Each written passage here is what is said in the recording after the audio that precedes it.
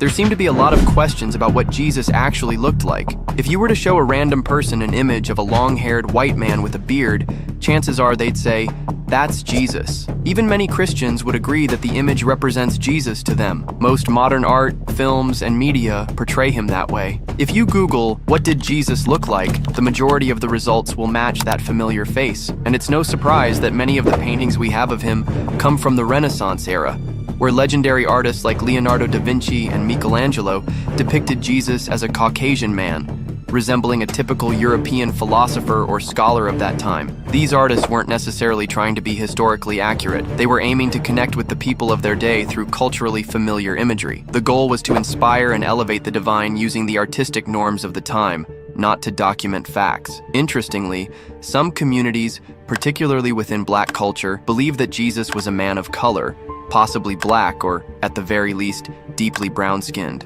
Jesus belongs to Africa as much as he does to Europe and Asia. He was born in that part of the world that touches Africa and Asia and Europe, and Jesus was not a white man like me. For them, it's not just about representation. It's about reclaiming a truth erased by centuries of Eurocentric portrayal. But what's even more interesting than the debate about Jesus' skin color is the question of his hair. How long was it? Was it really as flowing and shoulder length as so many portrayals suggest? So, what does history, the Bible, and even divine revelation actually say about what Jesus looked like? Did Jesus leave us any clues? And does it really matter?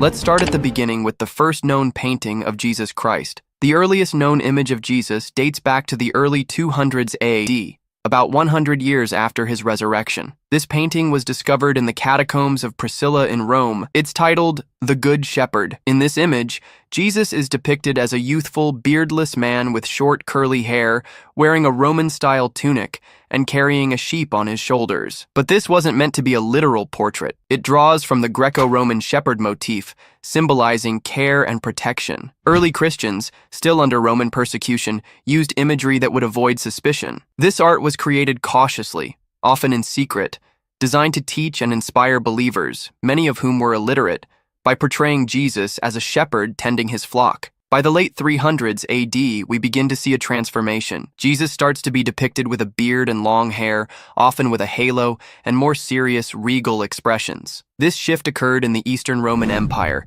influenced by Roman imperial portraits and Greek philosopher archetypes. Jesus was no longer portrayed as a gentle shepherd, but as a divine king, the eternal Logos, the Word of God. Once Christianity became legal after the Edict of Milan in 313 AD, artists were free to openly depict Jesus. The imagery shifted to emphasize his divine authority. Long hair, a beard, and majestic posture became the standard symbols of his divinity. In Byzantine art, Jesus' appearance became heavily stylized. These depictions standardized his image: long hair, a beard, symmetrical features, and a glowing halo. But these icons weren't trying to be literal. They aimed to show his divine nature, not his earthly form. His face became symbolic, meant to stir reverence, not serve as a historical ID photo. As Christianity spread across Europe, the image of Jesus continued to shift. By medieval times, he was regularly shown with light skin, soft facial features, and light brown or even blonde hair. Why? Because artists painted what they knew, the people around them. They reflected their own ideals of beauty and nobility, rather than the ethnic or historical reality of a first-century Jewish man from Galilee. Fast forward to the Renaissance, and artists like Da Vinci and Michelangelo redefined the look of Jesus with anatomical precision and classical elegance. Symmetry, graceful posture, peaceful expression. They weren't trying to paint history. They were trying to paint divinity made beautiful, often using local models from Florence or Rome. This was Jesus reimagined through the lens of ideal human perfection. So, why the long hair and beard? This image likely stuck for several reasons. Continuity from earlier Byzantine icons. Influence from the philosopher archetype in Roman and Greek culture. Wise men had beards. Descriptions from apocryphal or later Christian texts, like the mysterious Letter of Lentulus. The Letter of Lentulus is a supposed first-person description of Jesus, allegedly written by Publius Lentulus, a Roman official claimed to have lived before Pontius Pilate. In the letter, Jesus is described in poetic, noble terms, tall, hazel-haired, serene, with flowing hair parted in the middle. But here's the twist. This letter is a forgery, because for one, there's no historical record of a governor named Lentulus. It doesn't appear in any known ancient texts until the 13th or 14th century, and the other thing is the writing style is medieval Latin, not ancient Roman. But still, the letter deeply influenced the Western imagination. But what does the letter actually say? Here's a paraphrased version of the most commonly cited translation. There appeared in these days a man of great virtue, named Jesus Christ, who lives among the people. He is of tall stature, well-formed, and has a serene and dignified face. His hair is the color of ripe hazelnut, smooth and flowing, parted in the middle, falling to his shoulders. His forehead is smooth and serene, his face without wrinkle or blemish, slightly ruddy. His eyes are clear and commanding. His beard is full and well-formed, of the same color as his hair. Sounds familiar, doesn't it? Even though it was fabricated, the letter of Lentulus helped standardize the Jesus look. Tall, peaceful, noble, long hair, flowing beard. Artists like Leonardo da Vinci, Raphael, and many more likely drew inspiration from this imagery. Whether consciously or not, it became so widely accepted, it started to feel real, even though it was entirely fictional. So what did ancient Israelites really look like? According to many archaeologists and anthropologists, based on skeletal remains, cultural context, and regional genetics, they were likely people with olive to medium brown skin, dark brown or black hair, typically wavy or curly, brown almond-shaped eyes, and prominent facial features such as strong noses and well-defined bone structures. But interestingly, the Bible itself doesn't completely align with this single description. In fact, it paints a much more nuanced and diverse picture of how the ancient people of Israel may have looked. And then, on the other side of the spectrum, we meet Esau and Jacob in Genesis 25:25. The first came out red, all his body like a hairy cloak, so they called his name Esau. That's a description you don't forget. Esau was likely ruddy, perhaps with reddish hair or skin, and unusually hairy. His twin brother Jacob, later named Israel, likely looked quite different, even though they were born of the same parents. It's significant, because at this point, Israel is still just one man, and his twin brother already demonstrates a strikingly different physical appearance. Later, David is described similarly. In 1 Samuel 16:12, it says, "He was glowing with health and had a fine appearance and handsome features." The Hebrew word used for David is ruddy, admoni, again suggesting a reddish tone, either in his skin or hair, setting him apart from the crowd. In the Song of Songs, there's a striking verse, "I am dark but lovely. Do not stare at me because I am dark, because the sun has darkened me." This poetic line suggests sun-darkened skin, deep enough to be noticeable, but beautiful nonetheless. Then there's Lamentations, where the suffering of the people is described so vividly. Now their appearance is blacker than soot. They are not recognized in the streets. The image here is one of intense darkness, whether metaphorical or literal. It reinforces the idea that some Israelite had very dark-toned skin, dark enough to be unrecognizable in distress. This all shows something important. The ancient Israelites weren't a monolith in appearance. Some had deeper tones like anyone living under the Middle Eastern sun. Others, like Esau and David, may have had lighter or redder complexions, possibly even red hair. That diversity is further suggested in Genesis 42:8, when Joseph's own brothers don't recognize him in Egypt. While his Egyptian clothing and shaved appearance likely played a part, the implication is also that Israelites and Egyptians didn't look so wildly different that someone would immediately stand out. We see the same theme with Moses. In Exodus 2:19, when he rescues the daughters of Midian, they tell their father, "An Egyptian rescued us." Moses had passed as an Egyptian, another clear indication that Israelites shared visual similarities with their Egyptian neighbors. The overall picture is one of ethnic complexity and natural variation, far from the uniform portrayals seen in much of Western art. This brings us to one of the most intriguing modern efforts to uncover what Jesus might have actually looked like.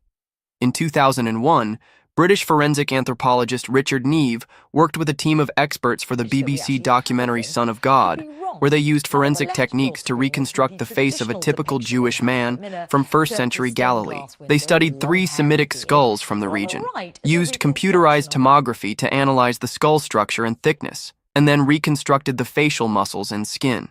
The final model they produced showed a man with a broad face, a large nose, dark olive-toned skin, Short curly hair and a beard, a face much more consistent with the Middle Eastern populations of Jesus' time than the familiar light-skinned, long-haired image found in many churches and paintings. Not only this, but also apparently some believe Jesus has left a clue for us to show who he looked like, as depicted in the Passion of Christ. The so-called the Shroud of Turin remains one of the most fascinating and hotly debated artifacts linked to Jesus' physical appearance. This 14-foot-long linen cloth bears the faint image of a man who appears to have suffered the brutal injuries of crucifixion, leading many to believe it could be the burial shroud mentioned in the Gospels, specifically in John 20 verse 6 through 7. The image itself is hauntingly detailed. A man with shoulder-length hair, a beard, and mustache, wounds visible on his wrists, feet, and side, consistent with crucifixion, bloodstains on the scalp that suggest a crown of thorns, and marks across his back likely caused by scourging. Strangely, the image becomes much clearer when viewed as a photographic negative, a discovery made in 1898 that added even more mystery to its origin. Over the decades, the shroud has been the subject of intense scientific scrutiny. Some findings support its authenticity. Pollen grains on the cloth match those found around Jerusalem. The bloodstains are confirmed to be human and appear consistent with real bleeding, and the image itself is not painted. There are no pigments in key areas, and the coloration is limited to the surface fibers, but skepticism runs deep. In 1988, radiocarbon testing dated the cloth to between 1260 and 1390 AD, suggesting a medieval origin. Critics of this dating argue the tested area may have come from a later repair, contaminating the results. Adding to the mystery is the lack of any clear historical reference to the shroud before the 14th century. Research hasn't stopped there. In 2017, a study questioned the blood patterns on the shroud, suggesting they may not align with how blood would naturally flow from a real body, raising the possibility of staging. However, other researchers have challenged earlier radiocarbon results, pointing to possible contamination or overlooked factors. As recently as 2022, new imaging technologies and anatomical studies further examined the shroud's figure and positioning, lending credibility to its lifelike proportions, but still falling short of proving it definitively genuine. If the shroud is indeed authentic, it portrays a man of about 5 feet 11 inches, taller than the average first-century Jewish male, with strong Semitic features, long hair, a beard, and a remarkably serene expression despite his evident suffering. Whether real or not, the image on the shroud has profoundly influenced how Jesus has been portrayed in Western art, especially the now iconic long hair and beard that dominate modern depictions. So, when you piece all of this together, the archaeological findings, the biblical descriptions, and modern reconstructions, you begin to see that the people of ancient Israel were far from uniform in appearance. Some were dark-skinned, sun-darkened from labor and life under the Middle Eastern sun. Others, like Esau or David, may have had lighter complexions, ruddy skin, or even red hair. The Bible itself tells a story of visual variety, of brothers who didn't look alike, of people who could pass for Egyptians, of shepherd kings who stood out because of their appearance. That means Jesus, as a man born into this ethnic and genetic mosaic, could very well have had a darker tone, or a lighter, ruddier one, perhaps not unlike some modern Middle Easterners, or even resembling Southern Europeans. The truth is, we don't know for certain, but what we can say is that the range of appearances among ancient Jews leaves room for a much broader and richer image of Jesus. So, we're still left with the question, what did Jesus Christ actually look like? Or at the very least, which portrayal comes closest? That question leads us beyond history books and scientific reconstructions and into something deeper. In John 8:23, when Jesus was asked to prove himself, he said, "You are from below, I am from above. You are of this world, I am not of this world." His words suggest that perhaps it isn't through earthly methods or scientific analysis that we come to truly know him, not even what he looked like. And that's where the story of a remarkable child prodigy enters the picture. Akiane Kramaric, a young girl with no religious upbringing, began having vivid visions and dreams of heaven and Jesus from a very early age. Her family at the time identified as atheist, yet she spoke of divine encounters with unwavering clarity and conviction. At just 8 years old, she painted what she says is the face of Jesus Christ, a portrait that many have found profoundly moving and deeply spiritual. Her art, inspired by these mystical experiences, became an expression of her faith and a glimpse, she says, into the divine. Akion's story is extraordinary, full of wonder, spiritual awakening, and the kind of miraculous beauty that defies explanation. It raises the possibility that maybe, just maybe, the truest image of Jesus isn't found through science or tradition, but through divine revelation to the pure in heart. And perhaps that's the point, because at the end of the day, Jesus said, "Let the little children come to me and do not hinder them, for the kingdom of heaven belongs to such as these."